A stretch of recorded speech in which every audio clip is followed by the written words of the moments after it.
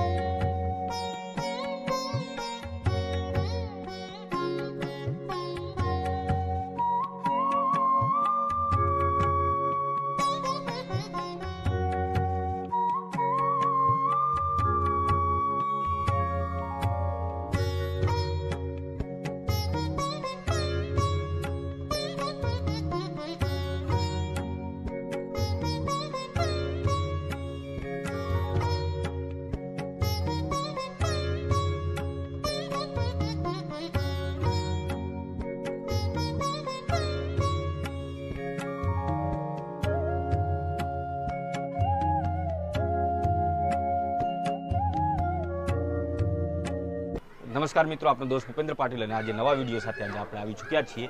આજે રાજકોટના ભગવતીપરા વિસ્તારમાં આવેલા શિવાજી ચોકમાં આપણે આવ્યા છીએ। શિવરાજી ગ્રુપ દ્વારા જે આયોજન છે તે કરવામાં આવતું હોય છે। દર વર્ષની જેમ આ વર્ષે પણ તેઓ દ્વારા શિવલિંગનું પ્રતિમા છે તે ઊભી કરવામાં આવી છે। તો શું આપનું નામ?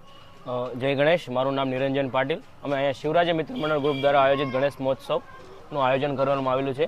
ભગવતીપરા વિસ્તારમાં છત્રપતિ શિવાજી મહારાજ ચોકની ખાતે તમામ યુવા મેમ્બર્સની સાથે અમે આ ગણેશ મહોત્સવ ઉજવવા જઈ રહ્યા છીએ। છેલ્લા કેટલા વર્ષથી આપનું આ જે આયોજન છે તે કરવામાં આવી રહ્યું છે? અમારે છેલ્લા 23 વર્ષથી આયોજન કરવામાં આવે છે દાદાનું ધામધૂમથી। છેલ્લે અમે 1 ફૂટથી માંડીને અત્યારે શાસનના નિયમ મુજબ 9 ફૂટની અંદરની મૂર્તિ જે મહારાષ્ટ્રથી મંગાવેલી છે, સંપૂર્ણ માટીની બનાવેલી મૂર્તિ અમે અહીંયા સ્થાપન કર્યું છે દાદાનું, અને રોજ સવારને સાંજે એનું આરતીનું દર વર્ષે જે ડેકોરેશન છે તે દરેક ફ્લોટ છે તે આપણા દ્વારા લગાડવામાં આવતા હોય છે। આ વર્ષે કયો ફ્લોટ લગાડવામાં આવે છે? દર વર્ષે અમે જે છે નવા ખાસ તો લોકોની અંદર જાગૃતતા આવે। કોરોના કાળની અંદર અમે જે કેમ્પેન હતું કોવિડ વેક્સિન માટેનું, એનું અમે કેમ્પેન ચલાવ્યું હતું। તે આપતર અમે જે ગામડાનું વાતાવરણ ઊભું રહે એની માટે એક ઝૂંપડીનું એવું હતું 2018ની સાલમાં।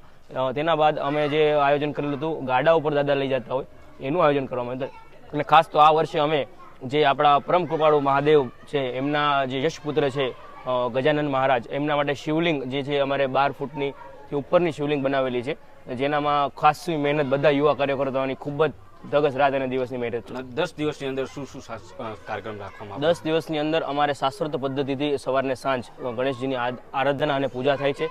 સવાર અને સાંજે સાંજે બધા બહેનોનું ભક્તિ મંડળ દ્વારા ધૂન મંડળ થાય છે। સત્યનારાયણ ભગવાનની કથા હોય છે અને બ્લડ ડોનેશન કેમ્પની સાથે બધા સેવાકીય પ્રવૃત્તિ સાથે બધા યુવા ભાઈઓ જોડાયેલા છે। બટુક ભજનનો પ્રોગ્રામ હોય છે જે કે દાતાશ્રીઓથી, અને ખાસ તો મહાપ્રસાદનો 2 દિવસ અમે આયોજન કરીએ છીએ। એની અંદર મહાપ્રસાદમાં સમસ્ત વિસ્તારવાસીઓને અને રાજકોટની ધર્મપ્રેમી જનતાઓને અમે આમંત્રણ આપીએ છીએ કે પ્રસાદનો લાભ લેવા આવે।